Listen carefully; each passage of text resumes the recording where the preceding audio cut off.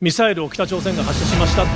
លោកកូអ៊ីស៊ូមីបានបង្ហាញក្តីបារម្ភចំពោះលទ្ធភាពនៃការវាយប្រហារដោយដ្រូនពីកូរ៉េខាងជើង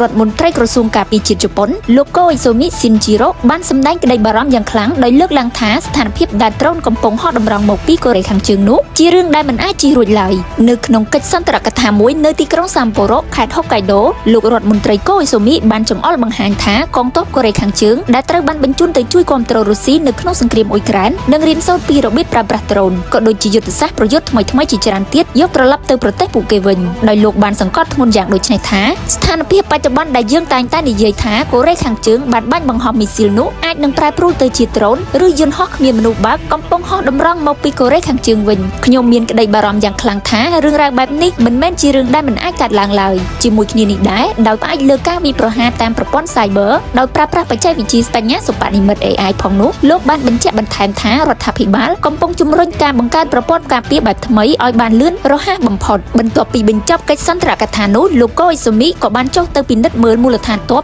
និងបន្ទាយកងកម្លាំងស្វ័យការពារនៅក្នុងខេត្តហុកកាយដូផងដែរ